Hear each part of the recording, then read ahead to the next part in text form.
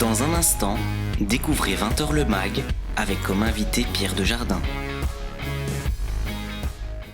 20h le MAG avec votre café tudinien l'Impérial.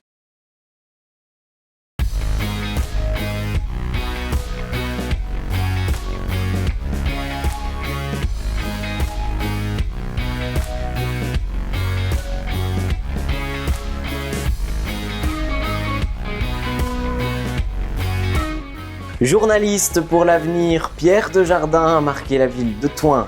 Ce soir, il va nous faire part d'une anecdote assez embarrassante et forte en émotion, mais aussi de sa passion des rencontres avec les artistes et tudiniens qui ont plus d'un tour dans leur sac. Il répondra ensuite à la question « Pourquoi Thoin ?» Pierre Desjardins fait partie des personnalités qui ont marqué la ville. Il est l'invité de ce 20h le MAG.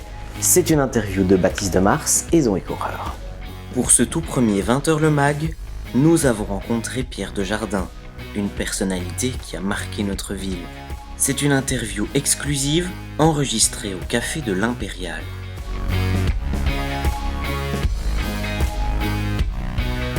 Bonjour Pierre, comment allez-vous ? Mais plutôt bien, Zoé, très bien, merci. Aujourd'hui, nous allons faire une interview sur vous et votre carrière. Alors tout d'abord, quelle est l'anecdote qui a le plus marqué votre carrière ?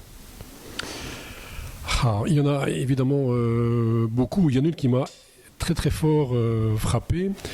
C'est à l'occasion de la photo de première année que le journal a inventé de faire une certaine année. Ça avait un but un peu commercial, il faut bien le dire, donc pour faire acheter le journal par les familles. Et donc le journal a décidé de faire une photo de tous les enfants de première année à la rentrée scolaire, pratiquement dans toute la Wallonie, dans toute la région que le journal couvrait. Et donc moi j'étais chargé de faire ça à Thoin. C'était la première année, et donc il fallait faire ça rapidement, pour que ça paraisse rapidement. Donc il y avait une pression énorme. Et donc il a fallu s'organiser, prendre contact avec les directions d'école, etc. Et donc, vers je crois que c'était carrément le 1er septembre cette année-là, je me suis mis en route. J'avais, je pense, 12-13 écoles à faire. Et je me suis rendu en dernier lieu. Dans la dernière école que j'avais à faire, c'était la Maladerie. Je me souviens fort bien. Il était à peu près midi moins le quart. Et donc c'était tout juste pour arriver avant le temps de midi. Et donc je me présente là, et tout bien accueilli par l'institutrice. Et donc je demande aux enfants, tiens, j'ai vu que l'école s'appelait l'école des 4 vents. Il y avait un texte de Roger Foulon sur la façade de l'école. Et donc je demande, tiens, pourquoi les 4 vents ? Donc une petite fille qui me dit, c'est parce que c'est sur la plaine et que là, l'école est fort vantée par le vent un peu dans tous les sens. Et il y a un petit garçon qui me dit, et c'est mon grand-père qui a écrit ce poème. Et donc le grand-père en question, c'était Roger Foulon. Ça, j'avais bien compris. Et l'institutrice vient près de moi et sans que les enfants l'entendent me dit oui, qu'elle dit, et son grand-père est décédé cette nuit, il ne le sait pas encore, donc il ne faut pas en parler. Et donc pour moi, ça voulait dire que Roger Foulon était décédé. J'avais vu Roger le dimanche, il était en pleine forme et elle m'avait dit oui, rien ne le laissait paraître et donc ça pouvait bien être lui. Et comme il était, j'avais dit, donc midi moins quart, on a fait la photo, il fallait aller relativement vite. Je n'ai pas su approfondir la question avec l'institutrice puisqu'il ne fallait pas en parler devant l'enfant.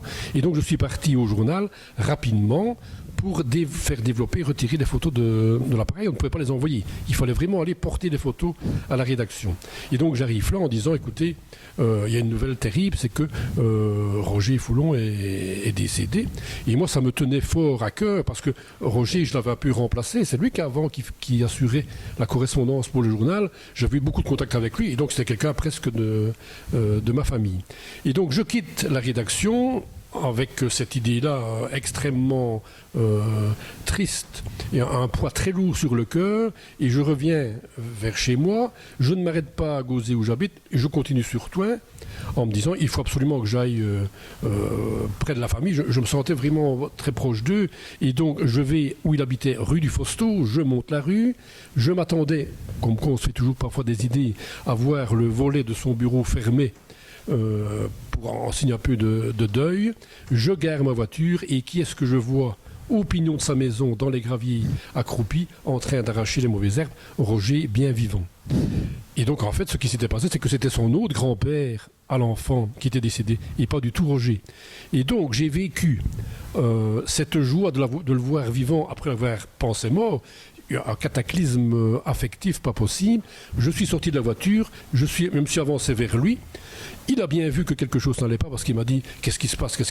Est-ce que ta femme t'a quitté ?» Je dis « Non, je vais t'expliquer, mais il faut d'abord que je t'embrasse. » Je l'ai serré très fort contre moi. On s'est assis sur le petit mur et puis je lui ai raconté. Donc lui, il a eu beaucoup de plaisir et il a crié à son épouse « Prépare une bière parce que Pierre m'avait déjà mis dedans, etc. » Donc ça, c'était vraiment une anecdote très très forte d'avoir vécu à la fois la mort et la résurrection en même temps, le même jour à peu d'heures d'intervalle de Roger. C'était vraiment très très très fort ça. En effet, c'est un événement fort marquant, surtout au niveau émotion. Tout à fait, oui. Quel est l'article qui est, selon vous, le plus intéressant que vous avez fait ? Ce que j'ai pris beaucoup de plaisir, que c'était fort intéressant, c'est de mettre en valeur tout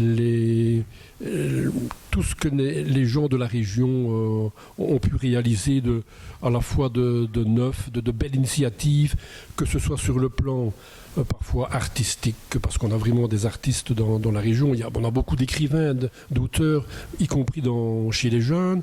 On a beaucoup aussi de super artistes au niveau musical, par exemple, ne fût-ce que dans les fanfares, que ce soit la fanfare de l'Herzi Fausto, par exemple, ou encore la Nodji.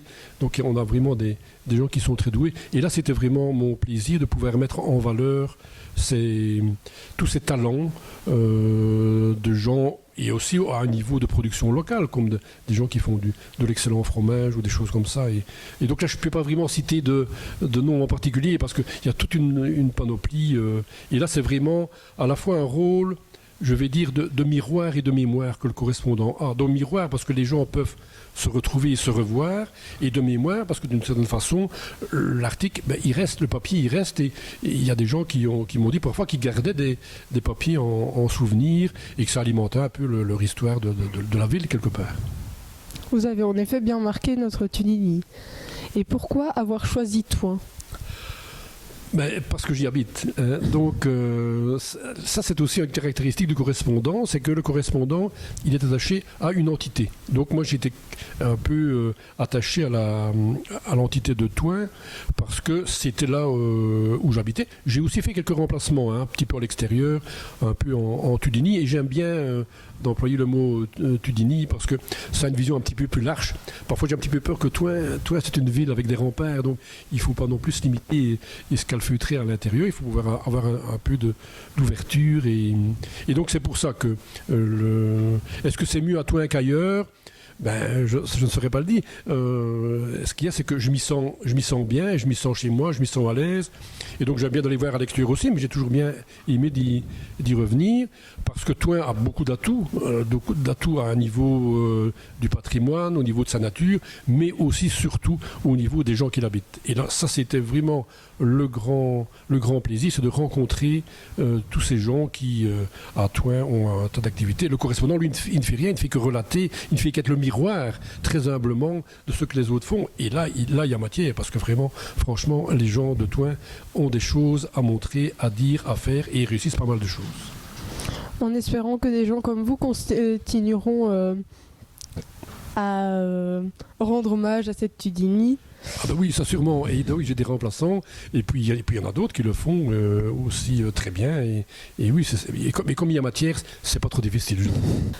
Merci Pierre d'avoir répondu présent pour nos questions et d'y avoir répondu. Nous retrouverons bien évidemment une autre personnalité connue de Thuin dans notre prochain 20h le Mag. Et c'était Pierre Desjardins au micro de Zoé Conreur. Et c'est la fin de votre mag. Je vous retrouve très vite en compagnie d'une personnalité de Thuin. D'ici là, toute l'info est à retrouver sur notre plateforme Facebook et YouTube, et dès à présent sur thuin.be, car la TVRT devient l'un des partenaires officiels de la ville. Je vous souhaite une excellente soirée à toutes et à tous. Merci de vous être informés avec la TVRT.